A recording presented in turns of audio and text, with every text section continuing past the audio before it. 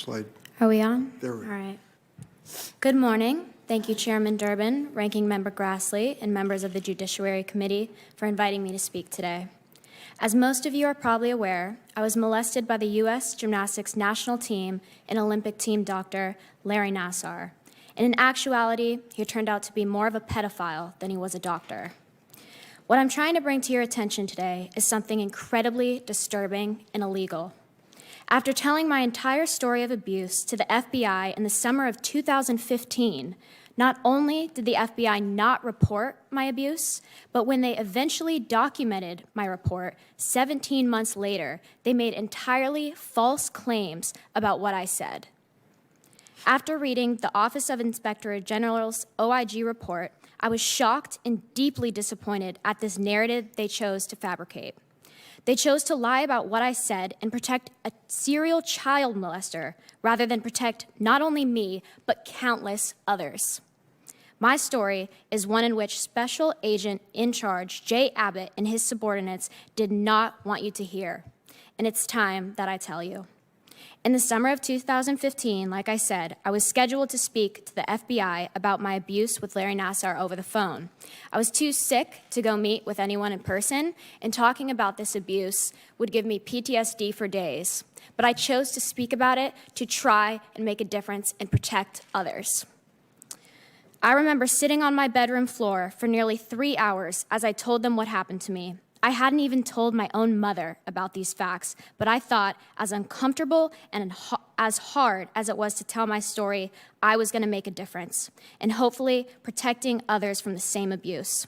I answered all of their questions honestly and clearly, and I disclosed all of my molestations I had endured by Nassar to them in extreme detail. They told me to start from the beginning.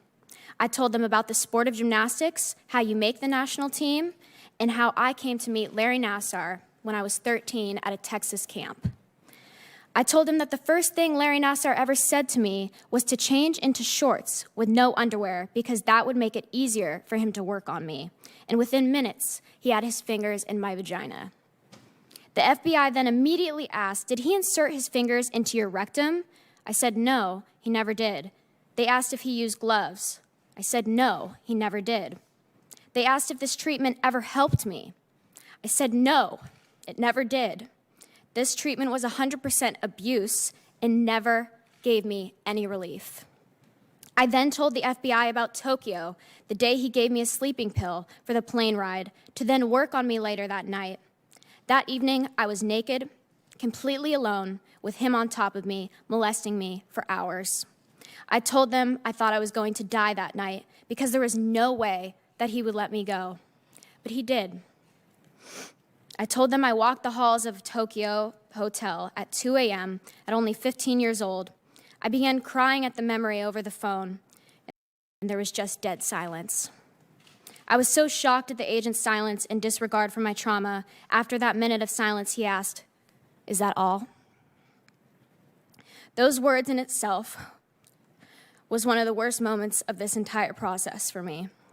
To have my abuse be minimized and disregarded by the people who were supposed to protect me, just to feel like my abuse was not enough.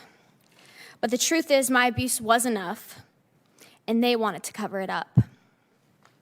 USA Gymnastics, in concert with the FBI and the Olympic Committee, were working together to conceal that Larry Nassar was a predator.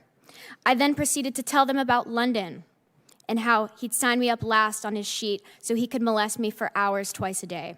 I told them how he molested me right before I won my team gold medal, how he gave me presents, bought me caramel macchiatos and bread when I was hungry. I even sent them screenshots of Nassar's last text to me, which was, "McKayla, I love how you see the world with rose-colored glasses. I hope you continue to do so."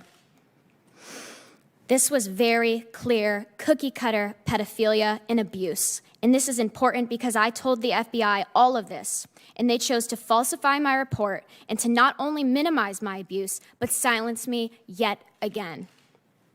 I thought, given the severity of this situation, that they would act quickly for the sake of protecting other girls. But instead, it took them 14 months to report anything when Larry Nassar, in my opinion, should have been in jail that day. The FBI, USOC, and USAG sat idly by as dozens of girls and women continued to be molested by Larry Nassar. According to the OIG report, about 14 months after I disclosed my abuse to the FBI, nearly a year and a half later, the FBI agent who interviewed me in 2015 decided to write down my statement, a statement that the OIG report determined to be materially false. Let's be honest. By not taking immediate action from my report, they allowed a child molester to go free for more than a year. And this inaction directly allowed Nassar's abuse to continue. What is the point of reporting abuse if our own FBI agents are going to take it upon themselves to bury that report in a drawer? They had legal, legitimate evidence of child abuse and did nothing. If they're not going to protect me, I want to know, who are they trying to protect? What's even more upsetting to me is that we know that these FBI agents have committed an obvious crime. They falsified my statement, and that is illegal in itself. Yet no recourse has been taken against them. The Department of Justice refused to prosecute these individuals. Why?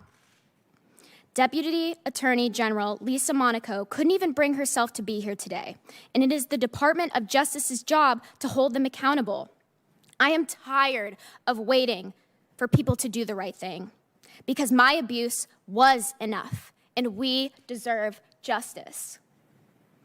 These individuals clearly violated policies and were negligent in executing their duties, and in doing so, more girls were abused by Larry Nassar for over a year.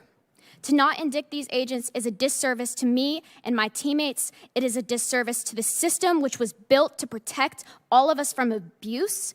It was a disservice to every victim who suffered needlessly at the hands of Larry Nassar after I spoke up.